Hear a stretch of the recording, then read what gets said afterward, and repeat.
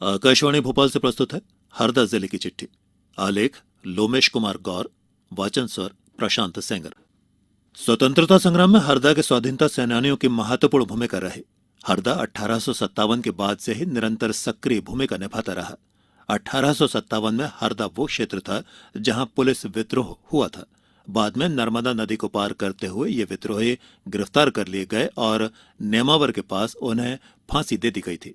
इसके बाद का स्वतंत्रता संग्राम का इतिहास हरदा और हरदा के आसपास उन तमाम ग्रामीण अंचलों तक बेहद सक्रिय और उपलब्धियों भरा रहा।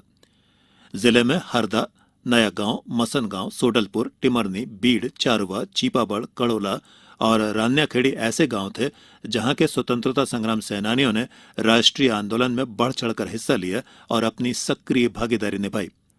वर्तमान पीढ़ी को हरदा जिले के स्वतंत्रता संग्राम सेनानियों और उनके योगदान से अवगत कराने के लिए डॉक्टर धर्मेंद्र पारे ने प्रमाणित दस्तावेज के रूप में एक पुस्तक प्रकाशित की है।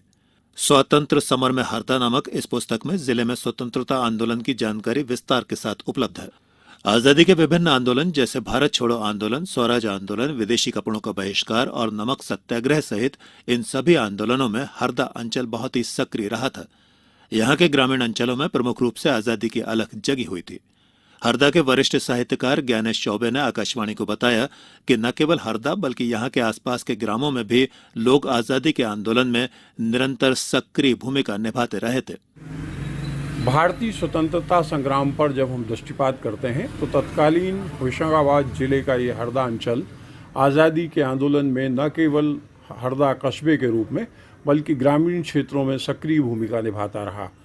जिन स्वतंत्रता संग्राम सेनानियों को राष्ट्रीय क्षितिज पर पहचान मिली उनमें प्रमुख रूप से स्वर्गीय माखनलाल जी चतुर्वेदी, प्रोफेसर महेश दत्त जी मिश्र, दादा भाई नाइक और सीताचरण दीक्षित प्रमुख थे।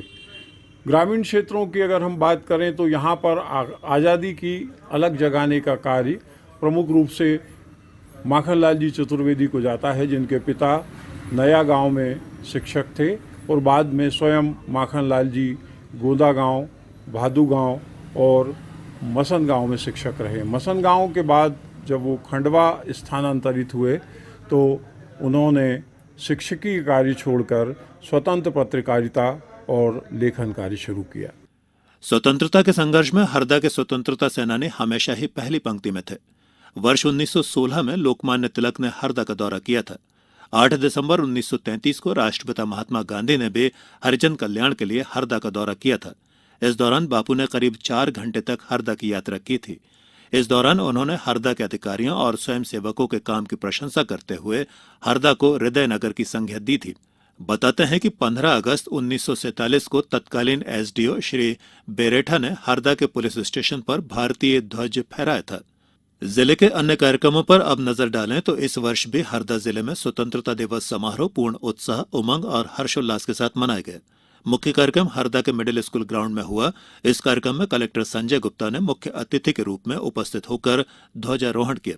कलेक्टर श्री गुप्ता ने कार्यक्रम में मुख्यमंत्री शिवराज सिंह चौहान के संदेश का वाचन भी किया।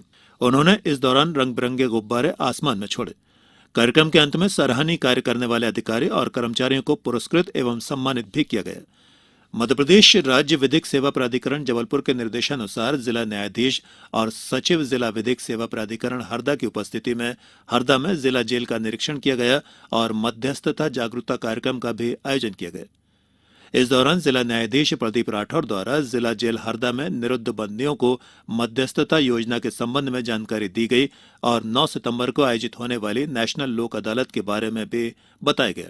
इस नेशनल लोक अदालत में राजीनामा योग्य प्रकरणों का आपसी सहमति के आधार पर निराकरण कराकर विवाद हमेशा के लिए समाप्त कराए जा सकते हैं। इसके साथ ही हरदा जिले की चिट्ठी समाप्त हुई।